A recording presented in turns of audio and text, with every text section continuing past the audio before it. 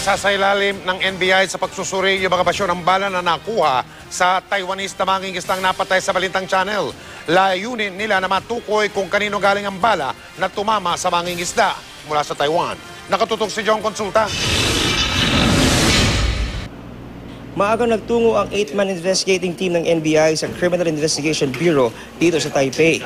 Ayon kay Pingtung District Attorney Chi Ming-she, mahalaga ang cross-matching sa slugs na nakuha sa katawan ng napatay na Taiwanese fisherman at sa kanilang barko para maikumpara sa test slugs na galing sa mga nakumpiskang baril sa mga tauhan ng Coast Guard. It's of paramount importance to find who shot the victim to death. And through the cross match, I think maybe we can get a clear picture of that fact. Bukas uuwi ng Pilipinas ang 8-man investigating team ng NBI. Bit-bit ang mga ebidensya at resulta ng pagsusuri para magamit sa kanilang ilalabas na rekomendasyon at final report. Ano po commitment ng NBI? Fact-finding and we will have an impartial investigation. Nangangamba naman ang ilang OFW sa maaaring maging resulta ng investigasyon ng NBI, lalo pat sila raw mismo ang nakatikim ng epekto ng galit ng ilang Taiwanese.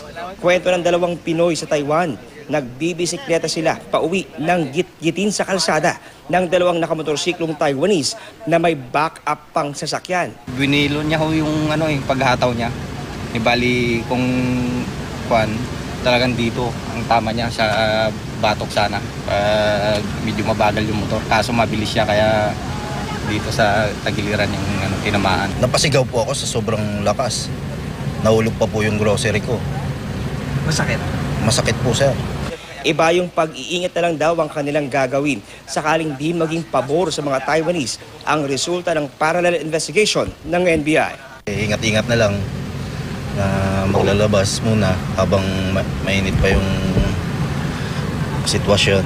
Sana magkaayos na yung Pilipinas sa Taiwan para hindi kawawang mga OFW. Samantala, patuloy ang pagkatanong ng Taiwanese investigators sa 10 tauhan ng Philippine Coast Guard bilang bahagi pa rin ng kanilang parallel investigation sa nangyari sa Balintang Channel.